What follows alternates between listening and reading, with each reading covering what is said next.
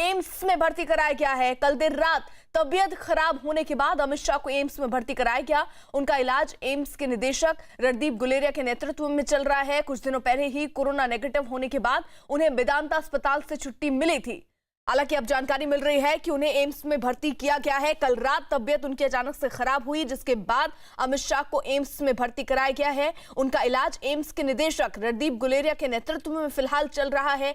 कुछ दिन पहले कोरोना को मात दी थी उन्होंने, उसके बाद उनको छुट्टी भी मिल गई थी। लेकिन अब जो जानकारी मिल रही है कि उनकी तबीयत अचानक से खराब हुई है। क्या कोरोना से संबंधित ही ये तबीयत उनकी खराब हुई, ये अभी जानकारी आनी बाकी है। लेकिन जो भी प्राथमिक तौर पर जानकारी मिल रही है वो ये कि कल देर रात तबीयत उनकी खराब होने के बाद एम्स में भर्ती कराया गया है। अमिताभ सिन्हा हमारे साथ, हमारे सहयोगी और जानकारी के साथ जुड़ चुके हैं। अमिताभ, क्या कोरोना के ही लक्षण दिख रहे थे, उसी लिहाज से तबीयत बिगड़ी जब एम्स में भर्ती करना पड़ा उन्हें?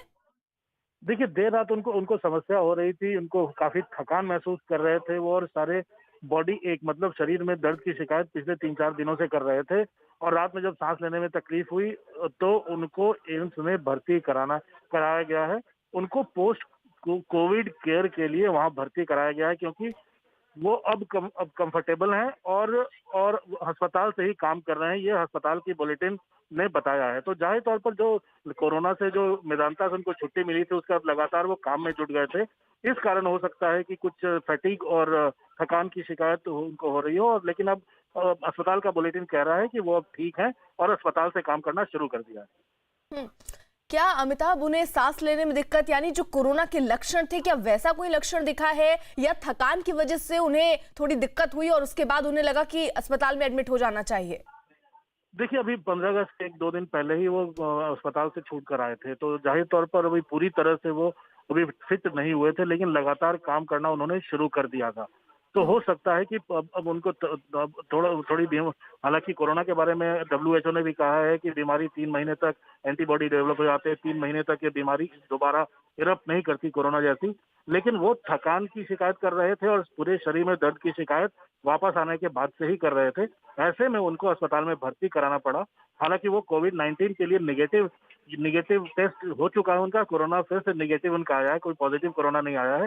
लेकिन पोस्ट कोविड केयर के लिए उनको अस्पताल ने रखा है, और एक चीज साफ कर दी है अस्पताल ने और उनके कार्यालय ने कि अब वो बेहतर है, उनकी तबीयत बेहतर है, कंफर्टेबल फील कर रहे हैं, और जो सरकारी काम है उनका वो अस्पताल से ही निपटा रहे हैं। अमिताभ, क्या ऐसा भी जो प्रोटोकॉल है कोरोना का, उसके लिहाज से 2 टेस्ट होते हैं, जब नेगेटिव एक टेस्ट आने के बाद फिर एक नेगेटिव टेस्ट होता है, उसके बाद अस्पताल से छुट्टी मिलती है। क्या ऐसे केस में जब सांस लेने में भी बताया जा रहा है तकलीफ उन्हें हो रही थी, बॉडी एक हो रहा था, क्या फिर से कोरोना टेस्ट हो सकता है, या क्या प्रोसेस है, जरा बता पाएंगे आप?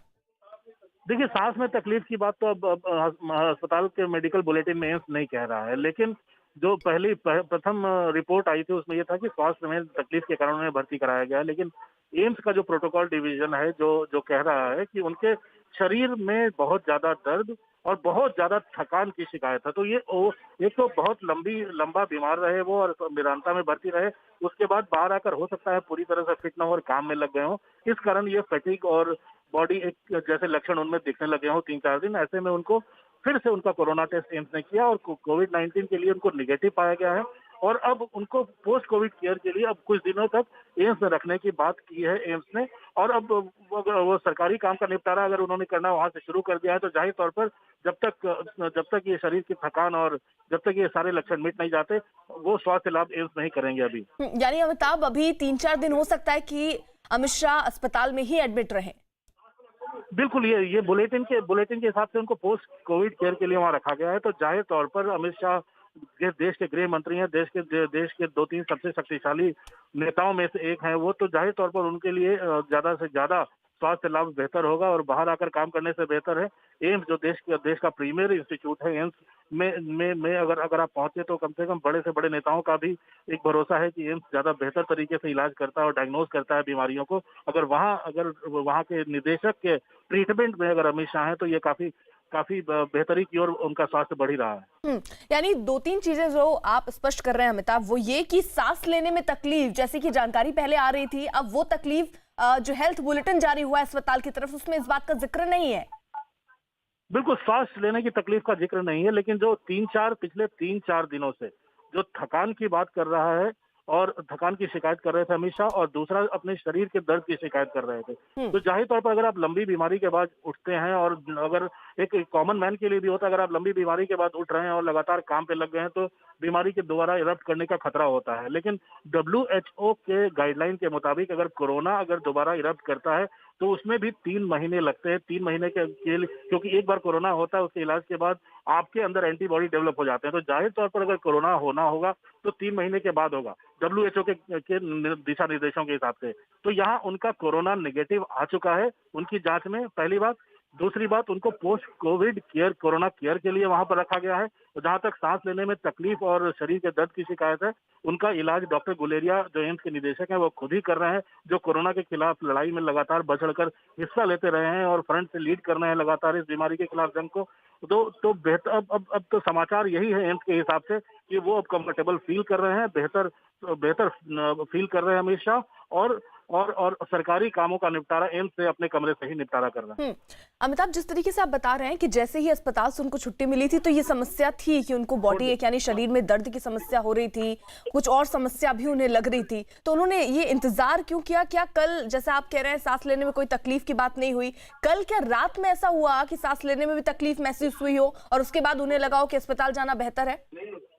देखिए, ज्यादा इसके बारे में हम लोग ज्यादा कयास नहीं लगा सकते, लेकिन इतना तो साफ है, जो लिखा हुआ है इसमें, जो बुलेटिन में, कि पिछले 3-4 दिनों से लगातार वो बेहतर महसूस नहीं कर रहे थे, और लगातार बेहतर महसूस नहीं कर रहे थे वो, और उनके स्वास्थ्य, उनके शरीर में बहुत ज्यादा दर्द था और बहुत ज्यादा थकान भी महसूस कर रहे थे। तो इससे दूर करने के लिए इससे दूर करने के लिए उनको प्रिवेंटिव तौर पर वहां भर्ती कराया गया है इसमें, और कोरोना टेस्ट नेगेटिव आया है, वो कंफर्टेबल है, और अब अपना सरकारी कामकाज का निपटारा अपने एम्स के उसी कमरे से यानी कर रहे हैं जो जहां वो भर्ती महत्वपूर्ण बात बता रहे हैं आप, वो कि सांस लेने में तकलीफ की जो बात सामने आ रही थी उसका जिक्र हेल्थ बुलेटिन में फिलहाल नहीं है। उनकी तबीयत अभी बताई जा रही है कि अब वो ठीक महसूस कर रहे हैं, और उसी के साथ साथ आज कोरोना टेस्ट भी हुआ, जो कि नेगेटिव उनका टेस्ट भी आया है, जो जानकारी आप दे रहे हैं। अमिताभ, बहुत बहुत शुक्रिया आपका। वही देश के कई